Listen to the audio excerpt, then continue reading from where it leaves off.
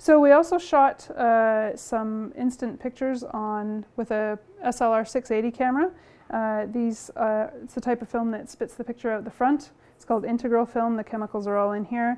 There's many layers. There's a layer of mylar on top. There's a layer of emulsion, and the backing layers.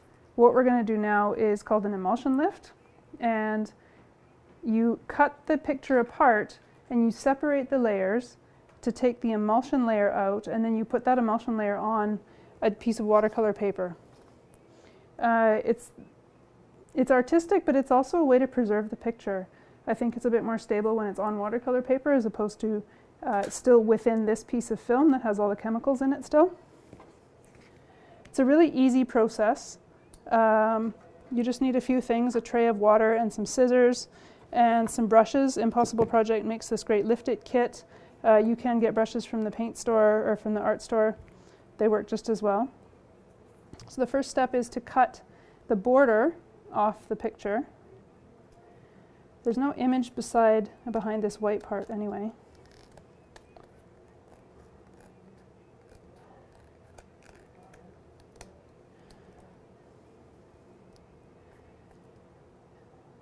The picture is sealed along the edges, so by cutting this off, you're allowing it to break up into the layers. You will get a bit of blue kind of goo that comes from it. The Impossible Project film is not as smelly or toxic as the Polaroid film ever used to be. I would still just be careful with it. Wash your hands, don't eat. After doing this, you can see the blue on the scissors here. But you're pretty okay. If you're very sensitive, just wear gloves. The important thing to know is these lifts need to be done within 2 or 3 days of taking the picture. If you wait too long, then it solidifies in there. You can't get it separated. So I've cut the edge off the picture, and then you just peel the front from the back. Sometimes the picture sticks to the layer on the front, and sometimes it sticks to this white layer that's on the back. It doesn't matter either way. It works both ways. It's just whatever side the picture's stuck to, that's what side will go in the tray of water. Today it's going to stick to the front, and this will be interesting. Some of it, don't worry about the white stuff, we'll take that off after. Because you can actually see that it's transparent now too, which is kind of interesting. So right now we have the mylar and then the layer containing the image in here, so that's going to go in the water. This water is fairly cool. It can be cool to warm. It doesn't need to be really hot. Doesn't seem to matter much either way. And it just needs to soak for a few minutes. This white stuff will start coming off quite quickly.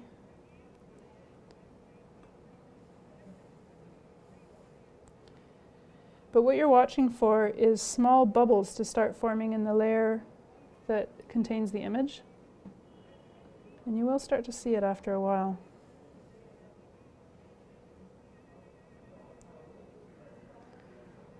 You just have to be patient with it.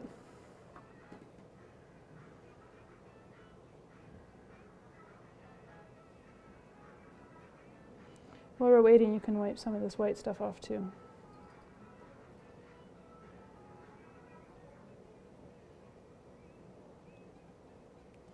Creates a bit of a mess in the water, and sometimes I do this with 2 trays of water. So I'll have this tray that is the first one that you put the image in, that all the white stuff will come off of, and then I'll have a second tray of clean water that I'll transfer it to after. So you can see it starting to lift off right here. It does it quite suddenly actually. It just starts to come off there. So then very carefully you brush the layer, the image layer, away from the mylar.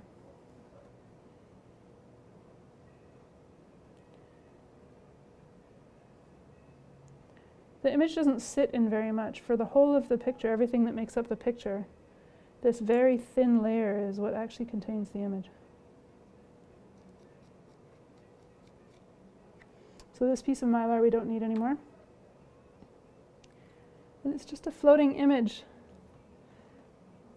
You can pick it up and flip it over. Right now it's backwards, so you want to make sure that it's the correct orientation when you put it down. If there's text in it, you'll be able to see it. If there's not, then it doesn't really matter and you maybe want to flip it. You could just flip it up pick it up and flip it over like that if you want. You have to be fairly gentle with it, but it's quite stronger than you think it is. It takes a bit of practice to learn how much you can play around with it before it is damaged. So then you just take one of the pieces of paper. You can use lots of different kinds with little petals in it or just plain watercolor. I think I'm going to put this one on a silver paper. The silver is quite nice. You just very carefully coax the image up onto here. The paper that you use needs to be able to go in water for some length of time. If it can't stand up to being wet, like a really thin tissue paper, then it's not really good to do transfers with.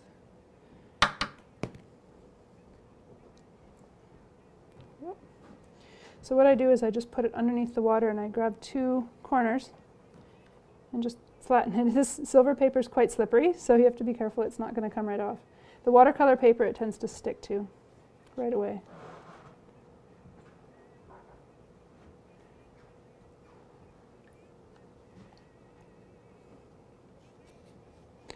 This paper is also curling quite a bit. It's a bit harder to work with.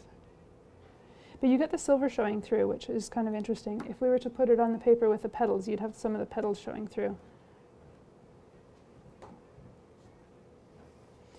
Now, because it's so soft, you can either lay it flat, or you could do little wrinkles in it, lay it out maybe differently on here.